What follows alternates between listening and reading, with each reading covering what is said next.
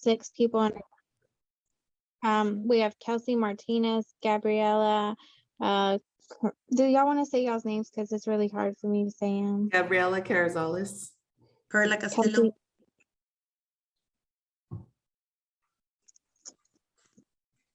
Go ahead, next person. Liz, you're on mute.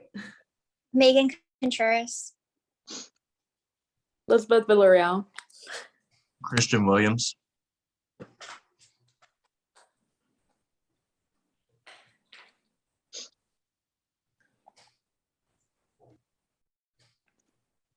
Kelsey Martinez.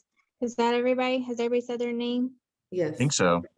Okay, so, all right, guys, we're going to go over the IDEIA 6 principles together, and we're going to start by the numbering that we've assigned to go over these. So for mine, I'm going to cover the appropriate education, and then I'm going to cover the parent participation.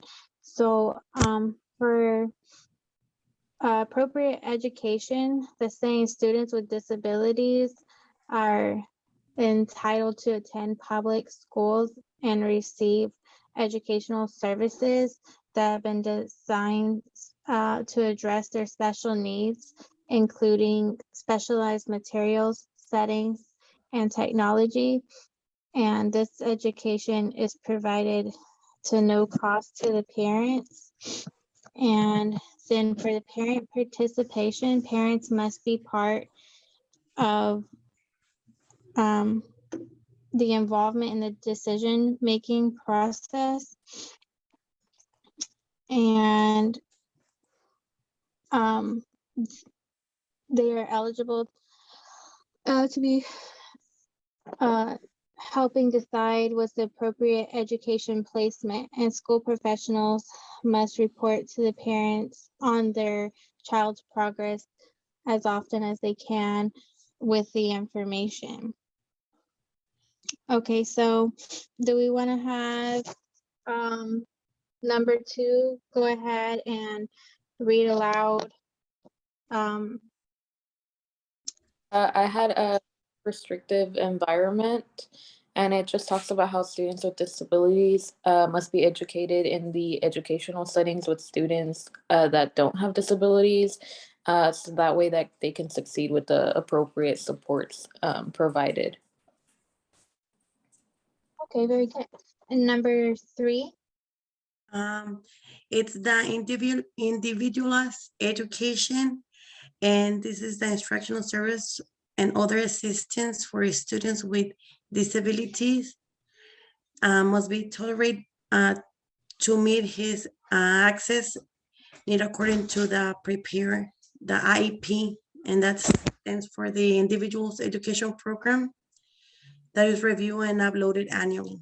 This meeting is between the team professionals and the students' parents, and basically it's for the to get together for the students' goals, that defines the students' goals.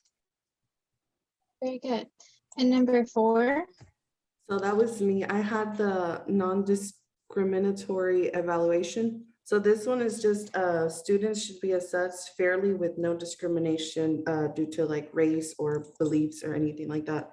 And they should be provided all these services without using the bias on their cultural or beliefs and stuff like that. Very good. Number 5? I had the due process. It's basically if a disagreement occurs with the student's eligibility for special education or their placement or their services, there's a specific set of procedures that has to be followed.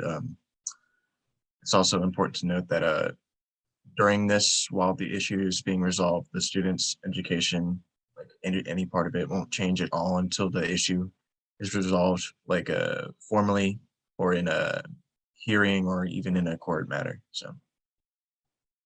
All right, nice. And number 6? I had 0 reject and child find. That basically says that no child can be denied education because they have a disability. And public school representatives must provide all accommodations for all students' needs. Very good. Okay, guys, so we have covered the 6 principles. And do all of you have a good understanding to be able to memorize these based for what we have just covered? Yes. Yeah. Yes. Okay, awesome. All right, well, I guess that concludes our meeting on this.